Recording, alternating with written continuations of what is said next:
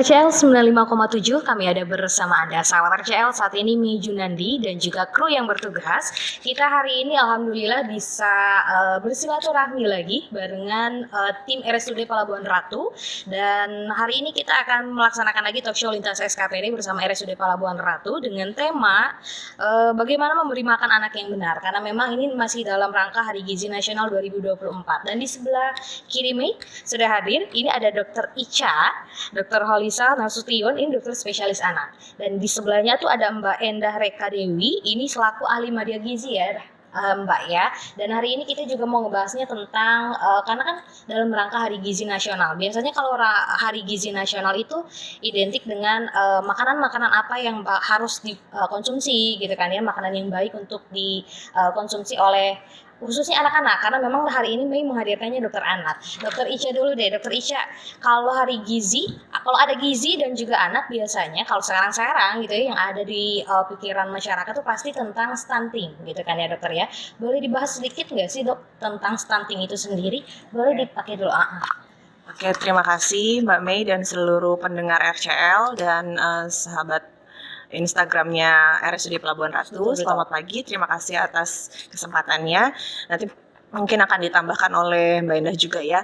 Jadi memang dalam 5 tahun ke belakang, mungkin 10 tahun ke belakang, program jangka panjangnya pemerintah itu adalah untuk menurunkan angka stunting, ya.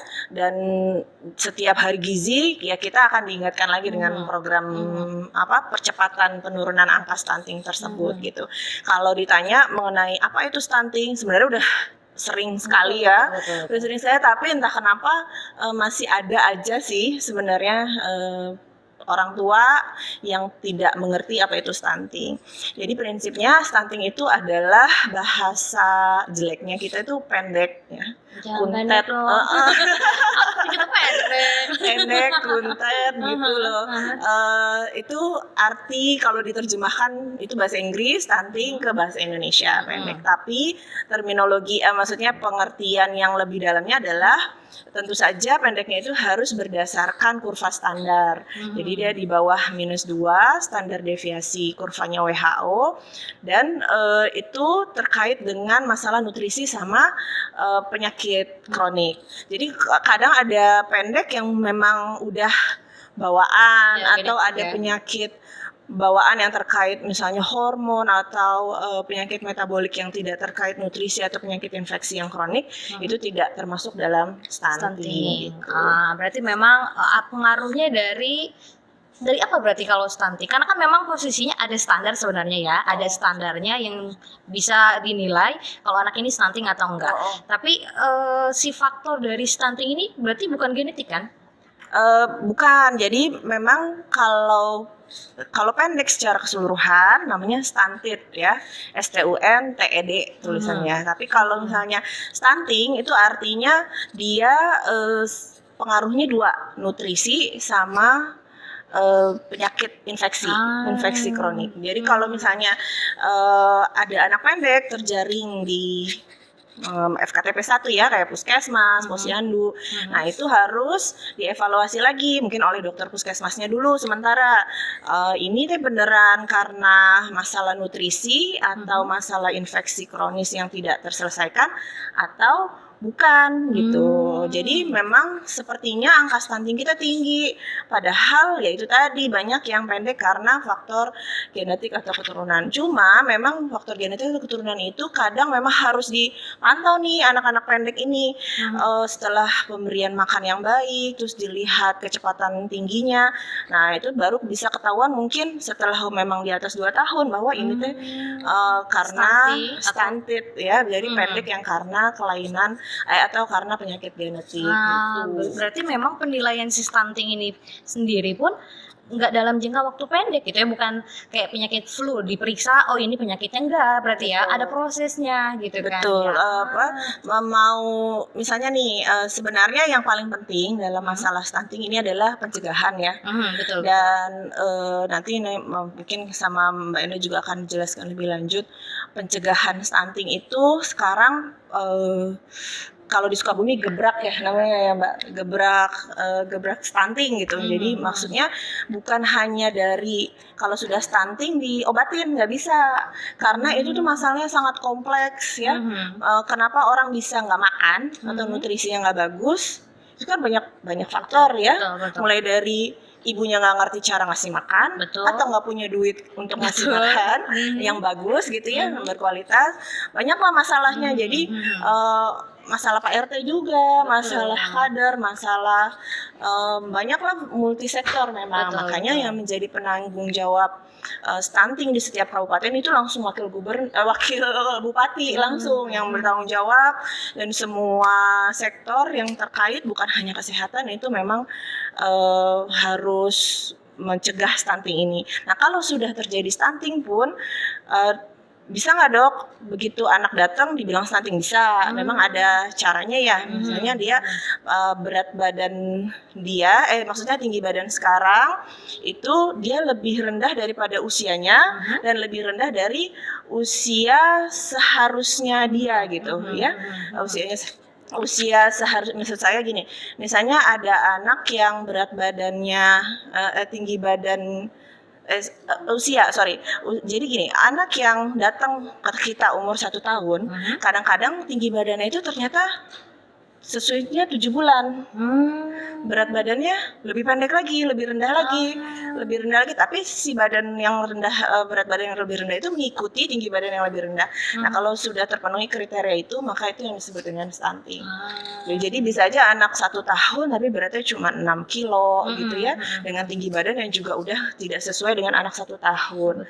Kalau itu memenuhi, maka itu yang disebut dengan stunting. Nah, itu bisa intervensi untuk stuntingnya dulu. Nanti sambil kedepannya dipantau, oh memang dia tuh potensinya cuma segini aja loh gitu, dan dia masih di wilayah orang tuanya, jadi masih normal gitu ya, atau nanti bisa lebih tinggi lagi gitu. Nah, betul. Jadi memang harus ada pemeriksaan dulu, ada standarnya dulu, dan baru bisa dikatakan. Jadi nggak bisa ya orang tua ngenilai anaknya, wah anak saya ini kurang gizi. Tapi kalau misalkan ada kesadaran gitu, justru harusnya orang tua sadar ya. Mungkin dia anaknya ada salah dari pola isi makanannya gitu kan ya. Berarti memang harus ada kesadaran dari orang tua juga. Mungkin kayak tadi dokter Ica bilang, sebenarnya stunting itu ini udah jadi isu nasional yang dibahas 5 tahun ke belakang. Tapi mungkin orang tuanya yang perlu lebih sadar lagi, harus ada peningkatan untuk lebih sadar lagi dan lebih paham stunting itu apa gitu kan ya. Dan salah satu cara pencegahan itu sebenarnya adalah stunting itu adalah masalah gizi kronis, ya. Jadi berjalannya bukan dia nggak dikasih makan kemarin langsung pendek, enggak. Iya betul. Enggak gitu ya. Enggak praktis gitu enggak. Ya, maksudnya dia nggak dikasih makan daging sehari langsung luntet gitu, enggak. Jadi itu perjalanannya panjang. Artinya kalau anak 1 tahun pendek itu udah berjalan jauh setahun kemarin, dan itu terkait sama proses kehamilan bahkan. Iya betul. Jadi yang 1000 ini terkait dengan program-program yang dulu juga ya, sebelumnya yang 1000 hari pertama kehidupan. Jadi dari masa hamil, kemudian dia lahir sampai seterusnya. Nah, ketika orang tua sadar atau petugas kesehatan di lapangan sadar bahwa ini anak lahir berat badannya cakep nih 3,2 kilo misalnya gitu, bagus. Tapi kok 1 bulan cuman segitu gitu ya. Nah, harusnya diintervensinya di situ. Jangan nunggu dia kuntat di 1 tahun gitu. Jadi di situ harus dimulai diintervensinya gitu. Oleh semuanya yang gebrak stunting itu harusnya jangan ke rumah sakit, memang di posyandu. Iya, di posyandu dilihat anak-anak yang sudah istilahnya apa tuh di BGM ya, bawah garis merah di KMS-nya itu harus sudah. Jangan sampai BGM malah ya, 2T. Jadi 2 tidak naik, baru dia langsung diintervensi sama petugas. Nah, betul. Jadi memang yang harus diperhatikan tuh saat anak MPASI tadi. Mbak Endah boleh dijelaskan nggak sih? Kan MPASI itu 6 bulan ya. Dan mungkin dengan mungkin budayanya di masyarakat juga ya. Ada yang di bawah 6 bulan udah dikasih makan gitu kan ya. Atau mungkin di atas 6 bulan pun udah dikasih nasi gitu kan ya. Boleh dijelaskan nggak sih sebenarnya gizi anak tuh harus dimulai dari usia berapa diperhatikan gitu kan ya, dan seperti apa memang gizi yang baik Ya, baik untuk anak. mencegah stunting ya? Ya, terima kasih ya Mbak ya. Jadi sebenarnya kalau untuk stunting itu dari pemerintah sendiri ya Dok, jadi pencegahannya tuh sekarang bukan hanya dari bukan hanya dari masa kehamilan, tapi sekarang udah mulai merambah dari remaja. Iya. Betul. Jadi sekarang remaja perempuan pun di tingkat sekolah menengah atas ya sudah mulai diberikan tablet tambah darah secara rutin. Jadi itu sudah merupakan juga program nasional. Jadi pencegahannya tuh tidak hanya waktu anak dikasih MPASI, waktu dalam kehamilan, tapi juga dari saat ibu calon mungkin ya, calon ibunya tuh remaja. Jadi memang banyak kaitan faktor dari penyebab stunting tuh emang tidak bisa bukan hanya satu hal, tapi memang banyak hal yang mempengaruhinya. Dan salah satunya itu karena memang harus ada dari gizi calon ibunya dulu. Jadi kalau gizi calon ibunya dulu udah bagus, biasanya kan memang anak remaja itu kebanyakan ada anemia ya. Jadi memang fokusnya tuh memperbaiki dulu ke anemianya. Jadi biasanya kalau anak remaja itu sudah dengan gizi yang bagus, terus tidak anemia, nah biasanya nanti waktu hamil pun kehamilannya tuh bisa lebih baik gitu. Jadi kan tidak ada faktor resiko dari kekurangan HB sendiri ya Dok ya. Jadi saat kehamilan pun penyerapan dari makanan sendiri lebih bagus untuk ibunya. Nah nanti dengan adanya ibu hamil yang sehat, yang tercukupi kebutuhan gizinya, nanti insya Allah juga anak-anaknya pun lahirnya dengan berat badan yang normal dan juga sehat juga. Jadi memang harus dari jauh gitu, enggak penanganan itu cuman saat anak dikasih waktu lahir, waktu MPASI aja. Tapi sekarang memang fokusnya pemerintah itu adanya di cara pemberian MPASI anak mulai kan 6 bulan ya. Jadi sebenarnya untuk anak 6 bulan kebanyakan itu di sini tuh masih banyak percaya mitos sebenarnya. Jadi kan sebenarnya kalau untuk stunting itu perlunya yang lagi digembor-gemborkannya itu adalah pemberian protein hewani. Nah, tapi kenyataan di lapangannya Dok ya yang sering ditemuin itu malahan kebanyakan ibu-ibu tuh hanya takut gitu. Enggak takut Dok. Jadi takut ngasih protein hewani kayak ikan-ikanan, daging-dagingan tuh mereka tuh takut. Apakah ini anak udah boleh? Takutnya kan katanya ada bisi gata-gata lah atau alergi atau apapun. Iya, cacingan gitu. Jadi mindsetnya tuh pengetahuan tuh memang masih belum tersampaikan kebanyakan. Jadi mereka hanya memberikan anak itu cuma nasi aja. Nah masih untung Dok, cuma dikasih nasi gitu ya. Tapi ada juga ibu yang cuma memberikan anaknya tuh kayak makanan instan. Jadi dia cuma dikasih makan instan aja, yang satu bungkus itu kadang cuma untuk 1 hari, satu bungkus itu kan tidak memenuhi kecukupan gizinya. Sementara kan kita kan di Pelabuhan Ratu itu dekat dengan laut ya. Di sini kan banyak sekali gitu ikan-ikanan yang memang banyak mengandung nilai-nilai gizi yang baik yang bisa didapatkan dengan mudah. Sebenarnya harganya pun kan sebenarnya tidak terlalu masih bisa dijangkau. Nah mungkin untuk lebih meningkatkannya kesadaran dari ibu-ibu sendiri memang masih perlu penyebarluasan lagi informasi mungkin ya dari para petugas kesehatan. Nah untuk makanan MPASI yang benar sendiri sebenarnya pada prinsipnya yaitu adanya di gizi seimbang ya Dok ya. Tetap anak usia mulai dari 6 bulan sudah boleh diberikan makanan gizi seimbang. Jadi kan gizi seimbang itu ada sumber karbohidratnya, nasi-nasian, lalu protein hewani, protein nabati, sayur, buah-buahan dan juga sayur. Nah sebenarnya anak udah boleh dikasih tapi disesuaikan juga dengan usianya. Jadi kan tiap anak usianya berbeda nih. Dari misalkan dari usia 6 sampai 8 bulan dia harus teksturnya gimana, lalu 9 sampai 10 bulan gimana, 11 sampai 11 bulan kan berbeda-beda.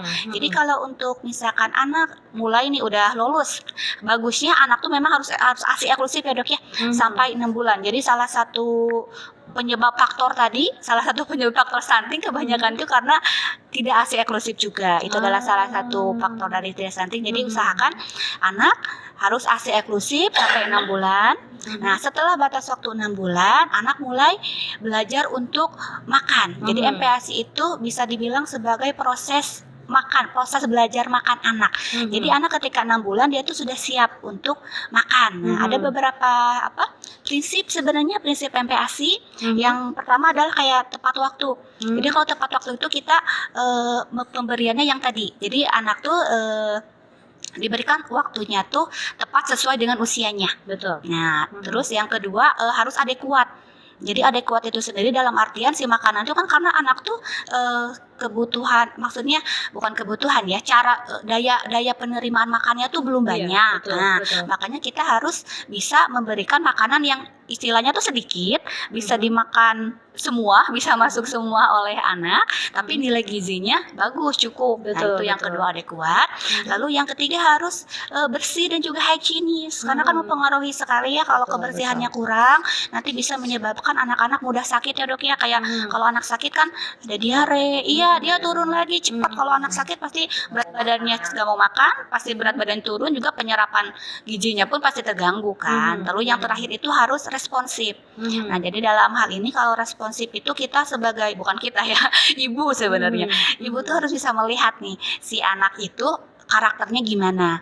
Maksudnya apakah anak ini kan beda-beda ya. Ada anak yang memang susah nih naik tingkat dari makanan yang asalnya dari lumat ke tekstur yang dicincang, itu ada susah. Ada juga anak yang memang bisa langsung, dia sukanya langsung yang agak bertekstur gitu. Jadi si ibu tuh harus bisa melihat nih anak kita tuh kemampuannya gimana, sukanya gimana. Terus dia anak pun suka pada jenis bahan makanan tuh yang mana. Nah, makanya kenapa dianjurkan untuk diberikan makanan beraneka ragam untuk itu. Jadi biar anak pun bisa mengetahui, mengenal berbagai jenis makanan, tidak hanya itu aja gitu. Tidak hanya cuma dikasih misalkan adanya telur aja, atau tempe aja, atau sayuran cuma sayuran yang dia kenal cuma wortel aja gitu. Kan masih banyak tuh sayuran-sayuran lain. Itu pun harus mulai dikenalkan pada anak supaya anak bisa mengenal berbagai jenis makanan. Terus apalagi? Berarti nanti bisa ditambahkan lagi nanti setelah segmen kedua nanti, karena memang pembahasan kalau anak dan gizi ini kompleks ya, kayak dokter tadi bilang, nggak instan dalam waktu seminggu, sebulan, setahun tuh enggak, tapi ada proses yang memang harus diperhatikan oleh calon ibu dan juga ibu sendiri. Nanti kita bahas di segmen kedua. Sahabat RCL jangan kemana-mana, RCL kami ada bersama Anda.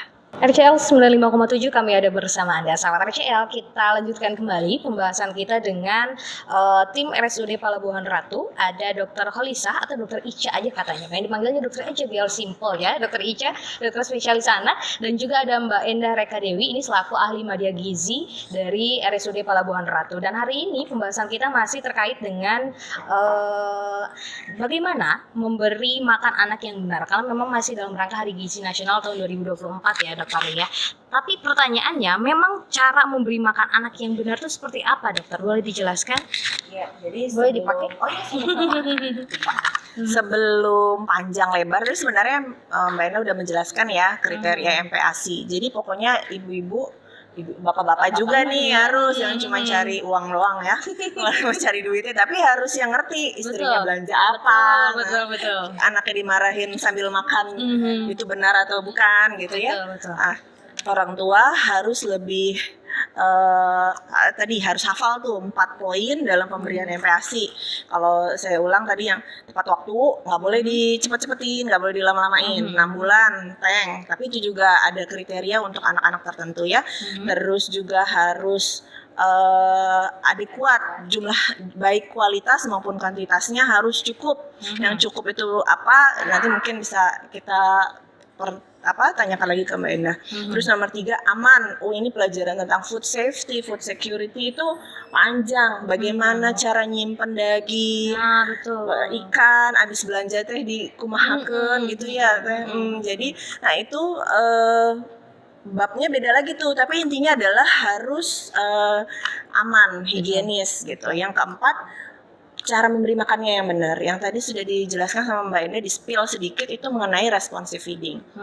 Ya, itu kata kuncinya, responsive feeding. Jadi pemberian makanan yang responsif.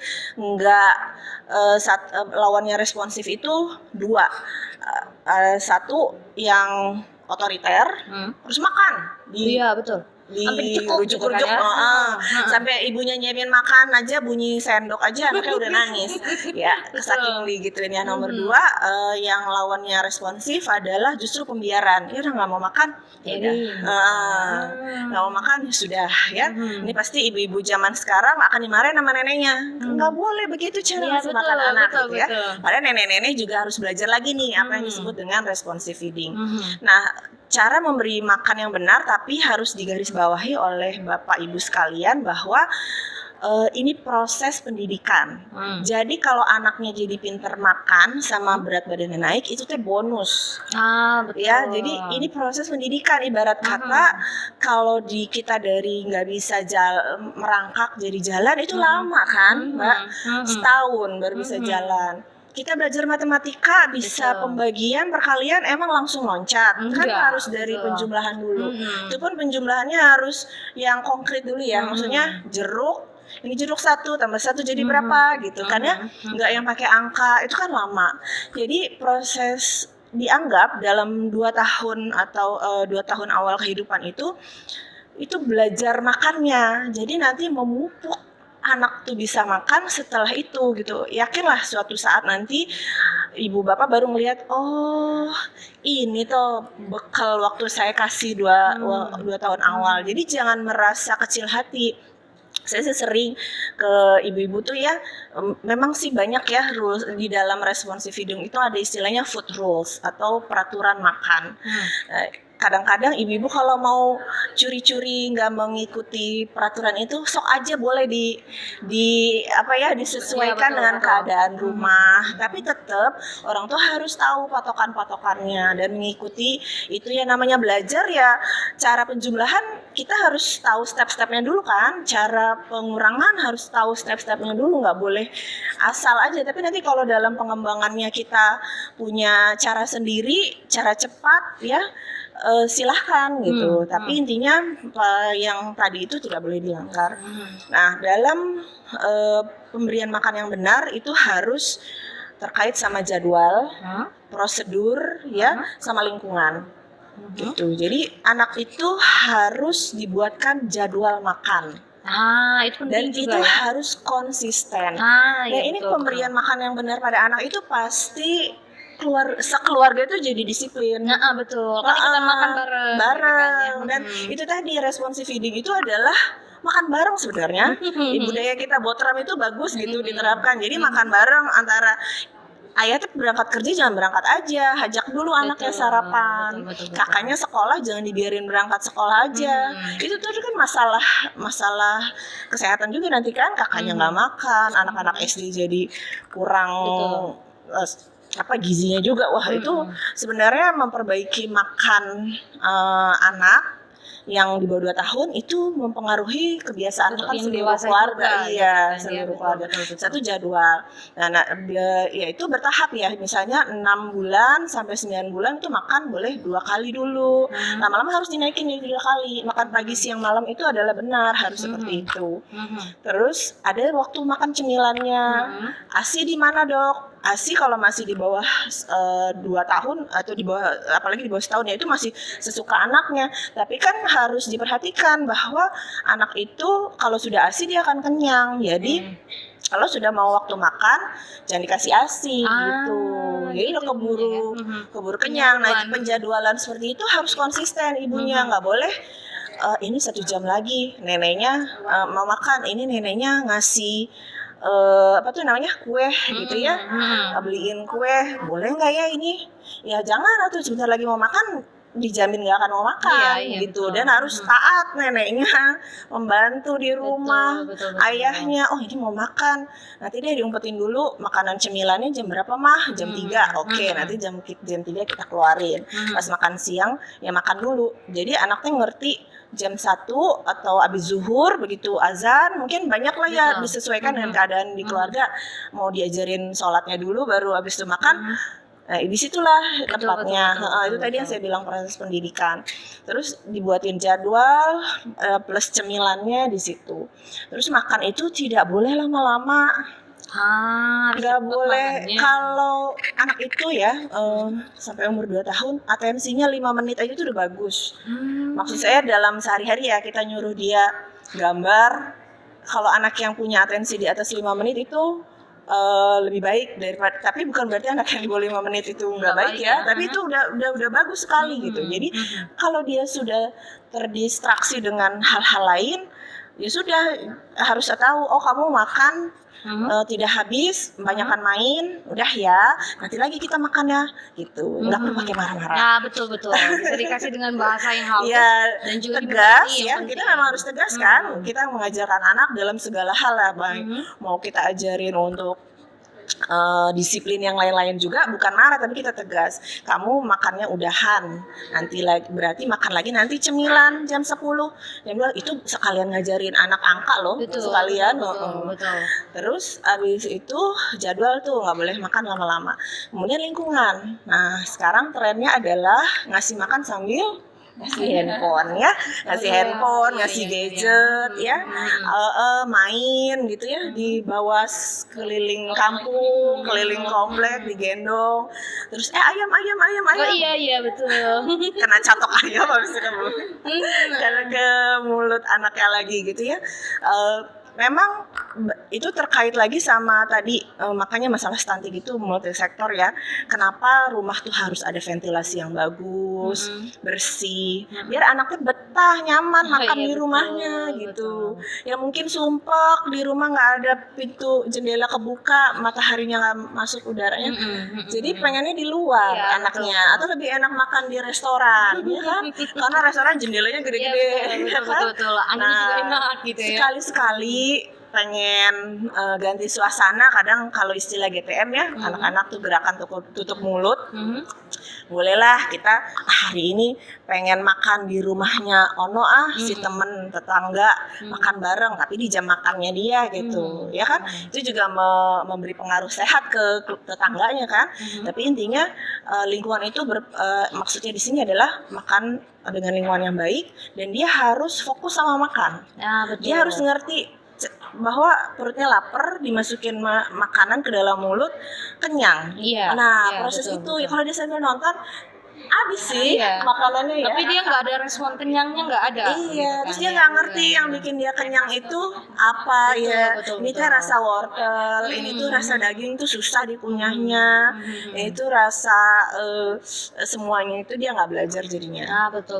Nah, yang terakhir metode itu termasuk tadi responsive feeding, terus makan harus 30 menit ya, terus makan porsi kecil. Kayak tadi sebenarnya ya 6 sampai 9 bulan itu dari 3 sendok makan bayi sampai hanya setengah mangkok bayi itu loh. Itu kan dikit ya, dan itu udah dicampur segala rupa di sini kan, bubur dengan segala lauk-lauknya, mau tambah, terus jangan nggak enak, jangan nggak kasih garam, nggak kasih gula, kasih aja seberapa sih yang dikasih, itu aja udah asin ya segitu. Atau kalau dulu mungkin cuman nambahin biar anaknya mau gitu bumbu-bumbu yang sebenarnya ya ibu-ibu juga nggak perlu repot masak-masak segala macam, apa yang di rumah dia kan beda tekstur doang. Betul. Tinggal di blend. Sekarang ada blender, chopper, segala macam lah, ada macam-macam nama-nama alat-alat masak. Mau ngulek juga boleh ya kan, tinggal misalnya kita tadi ayam yang dibuat sop, ayamnya diulek dulu, diambil ayamnya aja diulek atau di blender, dimasukin. Nanti lama-lama bertahap dong, harus dinaikin. Mungkin setengah di blender, setengah lagi cuman diulek, atau yang tadinya pakai saring ya teh. Awal-awal pakai disaring dulu, ini sekarang nggak usah disaring lagi kalau udah 7 bulan, 8 bulan gitu ya. Jadi bertahap. Nanti 9 bulan ke 12 bulan setengah mangkok aja. Full, lama-lama naik ke 3/4, full makan 1 mangkok itu di atas 1 tahun gitu. 1 mangkok bayi itu nasinya cuman berapa sih? Boleh. Terus potongan ayamnya berapa? Jangan ngarepin kalau dia bisa habis 1 ikan itu aja udah. Dan harus diapresiasi.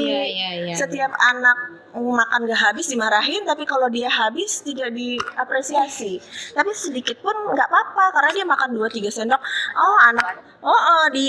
Diapresiasi, maksudnya dipuji bahwa pintar nak, kamu memang nggak suka ya, berarti ini ya maunya, tapi besok kita coba mama tapi pakai yang nggak digoreng, saya ditumis, atau besok pakai bawangnya lebih banyak kali ya biar lebih harum ya. Ajak atau anaknya ngomong. Jadi Komunikasi itu ya. pendidikan lagi. Betul, Jadi betul, nanti betul, anaknya betul. lebih cepat ngomong Nah, kayak gitu betul, ya. betul. Jadi semua tahapan itu insya Allah jadi proses pendidikan, proses belajar adab ya, Betul, adab betul. makan, Betul. belum lagi baca doanya segala macam ya. Terus di dalam saat makan itu menghargai makanan, terus mempelajari warna, banyak yang bisa dijadikan mainan lah istilahnya waktu saat proses makan. Jadi 3 hal itu tadi kalau bagaimana memberi makan yang benar. Nah, bagaimana apa isinya itu juga tadi ya yang harus adekuat. Nah, gitu. betul. Jadi memang di balik pola makan tadi, gitu kan ya, pemberian makan tuh sebenarnya ada pola asuh juga yang bisa diterapkan oleh orang tua sebenarnya. Mulai dari disiplin waktu, pengenalan sekalian juga kan ini tuh sayuran, ini tuh ikan, dan serta teksturnya tuh mereka bakal paham dari kecil. Sebenarnya gitu ya. Kelihatan simpel tapi ada makna di dalamnya gitu kan ya, yang bisa nempel di otak anak sampai nanti dia gede gitu kan ya. Dan penjelasan dari dokter Ica tuh udah jelas banget sebenarnya ya. Jadi orang tua tuh harusnya udah paham kalau anak tuh kalau nggak mau makan jangan jangan dipaksa, jangan dimarahin gitu kan ya, tapi justru harus diajarin pelan-pelan gitu kan ya, dibentuk dari usia 6 bulan tadi. Tapi Mbak Enda boleh diceritain nggak? Boleh dijelaskan nggak sih sebenarnya kan ada prinsip 4 sehat 5 sempurna gitu kan ya. Gizi seimbang, tapi diubah jadi gizi seimbang. Nah, yang perlu orang tua pahami, makan yang dikasih ke anak tuh isinya harus apa aja? Boleh dijelaskan nggak sih? Ya, mungkin kalau sekarang tuh sebenarnya informasi itu sudah banyak ya di internet, di Google. Betul. Jadi Kemenkes itu sudah mengeluarkan kayak isi piringku. Mungkin di sini ada contoh juga yang udah dibawa kebetulan, biar lebih jelas ngejelasin mungkin. Nah, jadi di dalam isi piring tuh ini sebenarnya udah banyak ya. Jadi yang Nanti begini editor tolong ya, tampilin gambarnya. Tampilin. Soalnya kan jauh dari Jauh sini ya. Tolong ya. yang kemarin udah ada sebelum dikasihkan ya. Jadi sebenarnya udah dikasih panduan tersendiri sebenarnya dari Kemenkes juga, dan ibu-ibu pun sebenarnya sudah bisa mengakses tersendiri. Tapi mungkin untuk lebih jelasnya, jadi prinsipnya kalau sekarang tuh lebih ke adekuat. Jadi kenapa dari kemarin di tahun kemarin tema gizi nasional itu lebih ke protein hewani. Kenapa sih harus protein hewani gitu? Kenapa harus protein hewani harus double? Kenapa sekarang juga kan temanya juga tetap ke protein hewani? Karena apa? Karena tadi berkaitan dengan prinsip adekuat. Jadi karena anak atau bayi itu daya terimanya tuh masih sedikit, jadi kita gimana nih caranya biar memberikan makanan yang sedikit tapi dia padat nilai gizi, Ya, jadi betul, bisa betul. terserap oleh anak. Nah, pada contoh isi piringku di sini bisa dilihat ya, untuk usia 6-8 bulan di sini hanya ada kayak nasi itu 3 sendok makan, lalu ada hewani satu potong hewani itu kayak contohnya telur 1, lalu ada wortel 10 gram tuh kayaknya cuma sedikit aja Sedikit ya. doang ya? Sepotong 10 gram, lalu ada minyak, ada santan dan juga air. Nah, jadi cuma hanya segitu. Bisa kebayang nggak sih cuma nasi 3 sendok makan, lalu ditambahkan 1 butir telur, wortel sedikit, diolah gitu ya. Bisa diolahnya kalau di sini contohnya itu kayak diomletin dulu. Baru nanti disatukan, dihancurkan. Nah, lebih baik sebenarnya untuk anak 6 bulan disaring ya dok ya. Soalnya kenapa? Itu bisa berpengaruhnya ke tekstur. Betul. Jadi kalau misalkan di blender dengan komposisi seperti ini dengan air yang hanya penambahan 200 ml, itu pasti agak susah untuk dicerna ya, bukan disernanya, dihancurkannya kalau di blender. Jadi otomatis kebanyakan ibu pasti menambahkan lagi air. Kalau kita tambahkan air, otomatis si volumenya tuh kan jadi banyak kan, asalnya sedikit jadi banyak. Nah, jadi lebih dianjurkan memang disaring. Kalau disaring kan langsung disaring, berarti emang cuma Langsung segitu. halus Jadi ya? jadi tekstur yang bagus untuk anak 6-8 bulan itu adalah yang kalau kita balik dia nggak jatuh. Oh iya. Sama jadi kental gitu Cuma ya. dia tuh kental harusnya. Tapi kita lihat lagi juga nih kemampuan anaknya gimana. Kalau misalnya ternyata anaknya masih sulit, kita masih boleh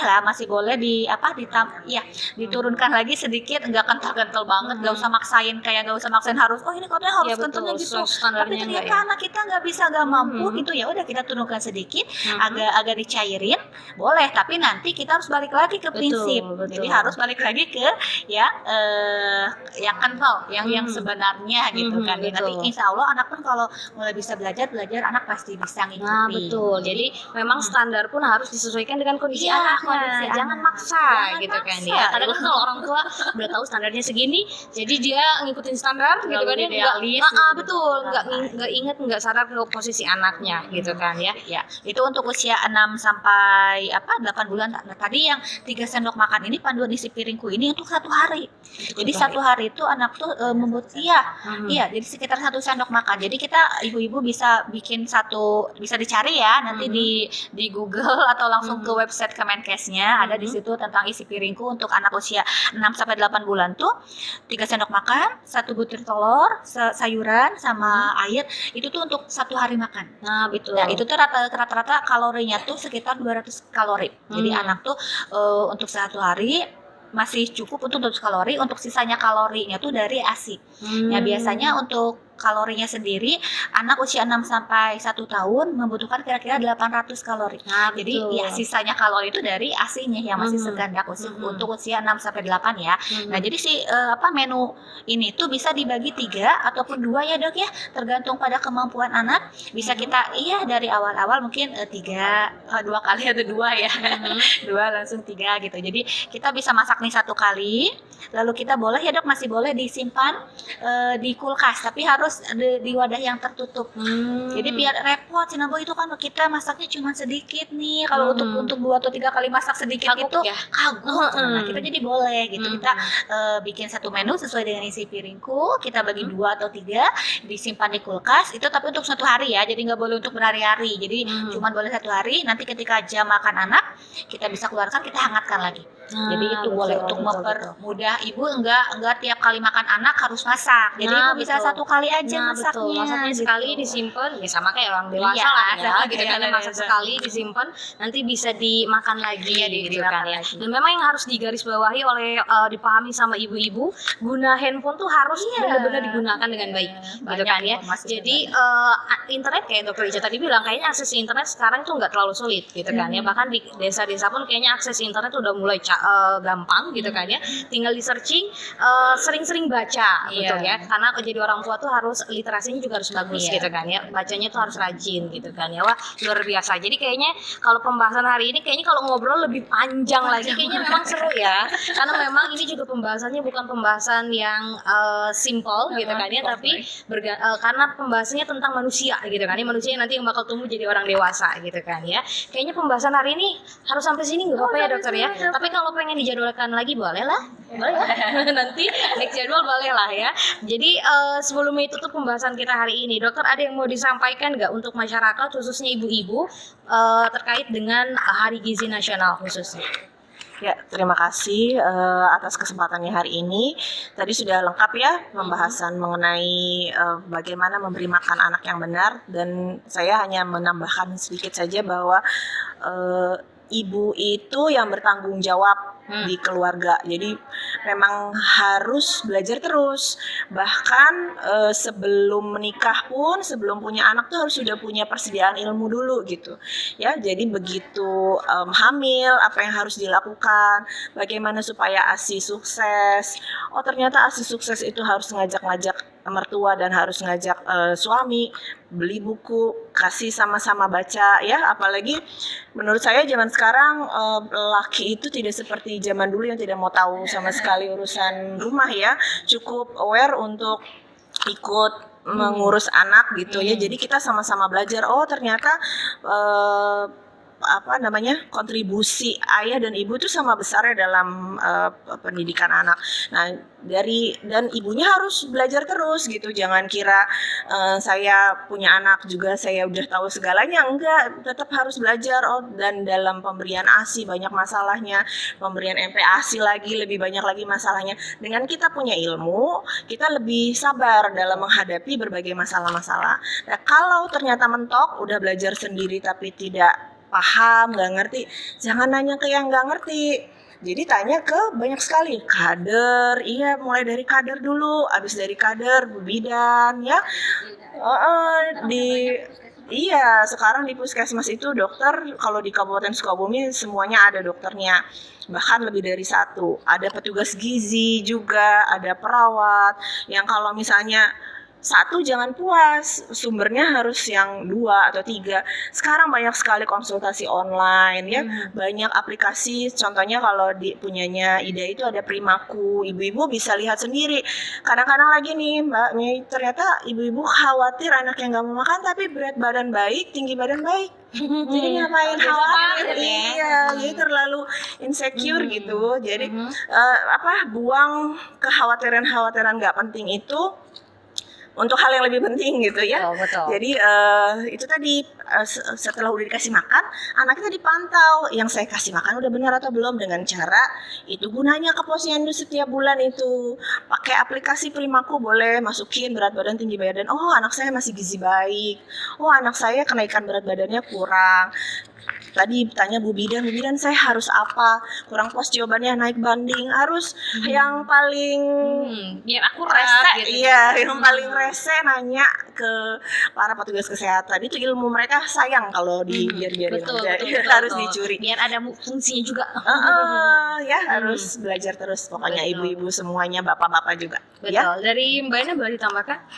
Mungkin sedikit ya, jadi untuk pesan untuk ibu-ibu ya.